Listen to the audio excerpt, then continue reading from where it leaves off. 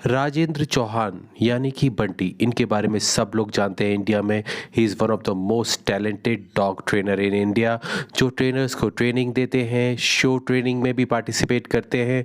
और इनका जो सबसे ज़्यादा ध्यान रहता है वो है PSA के ऊपर। ये एक डॉग स्पोर्ट है जिसके अंदर डॉग्स को ट्रेनिंग दी जाती है और हाईली स्किल्ड बनाया जाता है। हाय, मेरा नाम है परवेज़ और आप देख रहे हैं मेरा यूट्यूब चैनल।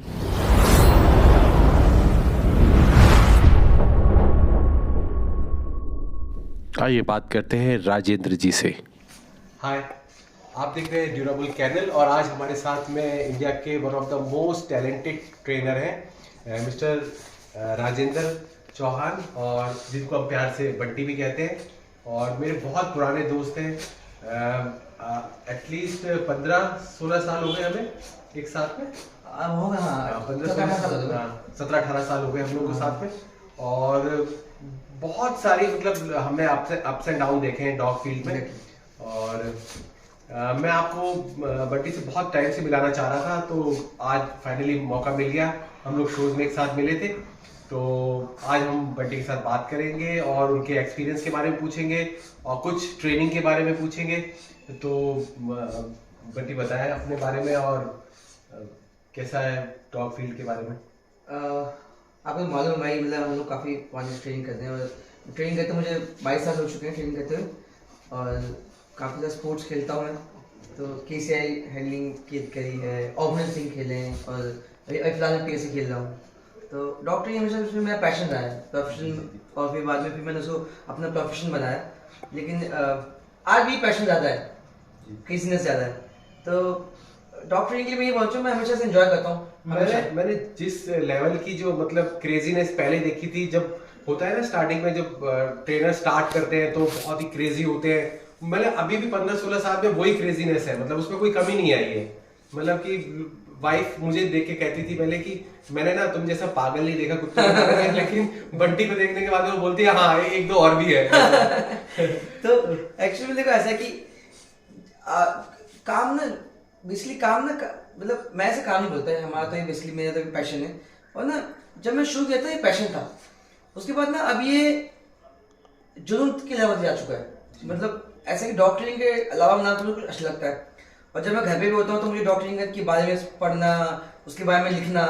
मैं अपनी ट्रेनिंग की बुक्स लिखता हूँ अपनी खुद की ना, डॉग ट्रेनिंग की। तो जो मेरे एक्सपीरियंसेस है, मैंने काफ़ी सारी बुक्स मतलब मैं डायरी में नोट करता हूँ क्या करना चाहिए क्या नहीं करना चाहिए डॉग ट्रेनिंग के लिए, और मेरे जो एक्सपीरियंसेस हैं वो लिखता हूँ। और जब मैं घर पे होता हूँ तो मैं अपने डॉग ट्रेनिंग टूल से खेलता हूँ हमेशा, कि मतलब वो कैसे काम करते हो बेटर, मैं क्या करता हूँ उनके साथ और अच्छा से। और मैं हमेशा उनको एक्सपेरिमेंट करने की कोशिश करता हूँ, तो मैं ना अपनी ट्रेनिंग को एंजॉय करता हूँ। ज़्यादातर लोग तो डॉग ट्रेनिंग जब लोग फील्ड में आते हैं तो उनको लगता है कि डॉग ट्रेनिंग एक अलग दुनिया है, जिसे करने के बाद वो एक नाम कमा लेंगे, लेकिन उसके बाद ना उसको एंजॉय करना छोड़ देते हैं।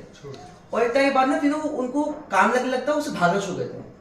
एक्चुअली प्रोफेशनली इतने इन्वॉल्व हो जाते हैं कि वो ज्यादा ओवरबर्डन हो जाते हैं उस काम से, फिर उसको एंजॉय नहीं करते। हाँ, फिर वो बिजनेस में इसमें लग जाते हैं। तो मैं हमेशा बोलता हूँ कि आपने अपने आप से हमेशा पूछो कि आप इस फील्ड में क्यों आए। तो मैं क्या करता हूँ, जब वैसे मैं जब कभी ज्यादा काम से परेशान होता हूँ तो मैं अपना डॉग लेता हूँ और उसको लेके घूमने लाता हूँ, और फिर मैं सेम वही फील करता हूँ। तो मैं कहता हूँ उससे खेलना शुरू करता हूँ, फिर ट्रेन शुरू करता हूँ उसकी। मैं फिर मेरे घर पे भी 3-4 कुत्ते हैं जिनको मैं ट्रेन करता हूँ। तो मैं हमेशा ट्रेनिंग एंजॉय करता हूँ। तो मुझे ऐसा तो फिर क्या ना, मुझे कभी ऐसा लगता ही नहीं कि ये मैं काम है। और मैं जब मैं क्लाइंट डॉग को ट्रेन करता हूँ तो कभी उनको ये सोचता है कि मैं काम है। मैं सोचता हूँ कि मुझे इनको ट्रेन करना है, और मैं हमेशा उनकी प्रोग्रेस सोचता हूँ कि मैं इनको कैसे बेटर कर सकता हूँ।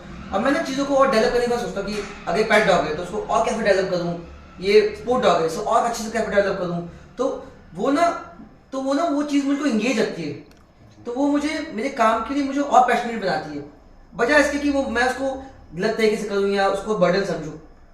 तो मैं उसको बर्डन समझ नहीं पाता हूँ। लेकिन हाँ, जब बहुत ज़्यादा काम होता है ट्रेन करते मैं फिजिकल थक जाता हूँ और मेंटली थक जाता हूँ, तो मैं उससे छोटा ब्रेक लेता हूँ। लेकिन ब्रेक में भी ना मैं ट्रेनिंग कर रहा होता हूँ। तो मैं हमेशा हंसता हूँ अपने आप पर कि ये कौन सा ब्रेक है। मेरी वाइफ हमेशा बोलती कि ये कौन सा ब्रेक है, मतलब तुम आज छुट्टी पे हो, तुम ट्रेनिंग कर रहे हो। तो हाँ, ये ब्रेक है मेरा। सही बात है। और मैं आपको एक किस्सा बता देता हूँ कि हम लोग जब मैं दिल्ली में रहा करता था, तो या तो मैं बंटी के पास जाया करता था या बंटी हमारे पास आया करते थे। और हम लोग सुबह 10-11 बजे मिलते थे और शाम के 4-5 कैसे बज जाते थे पता ही नहीं चलता था और हमें ऐसा लगता था कि जैसे कि अभी 1-2 घंटे तो हुए। तो जब बंटी मेरे पास आता था तो लगातार इसका कॉल आता रहता था कि क्या हुआ, तुम कहाँ पे हो, इतना देर हो गई।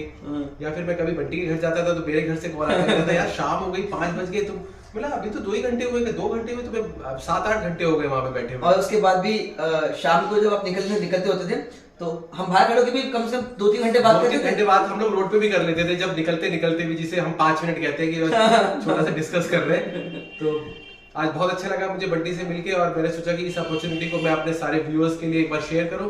तो थैंक्स बंटी बात करने के लिए और अपनी फीलिंग शेयर करने के लिए। See you all. Dog behaviour, dog training से अगर कोई रिलेटेड इश्यूज़ हैं तो आप मुझे पर्सनल मैसेज भी कर सकते हैं। और राजेंद्र चौहान जी की अपनी एक साइट है वुल्फ मास्टर K9, उसके ऊपर जाकर भी कमेंट कर सकते हैं। होप ये वीडियो आपको इन्फॉर्मेटिव लगा होगा, आपको पसंद आया होगा। अगर आपको पसंद आए तो प्लीज़ इसे लाइक कीजिए, शेयर कीजिए, सब्सक्राइब कीजिए। Thank you for watching my channel. Have a good day.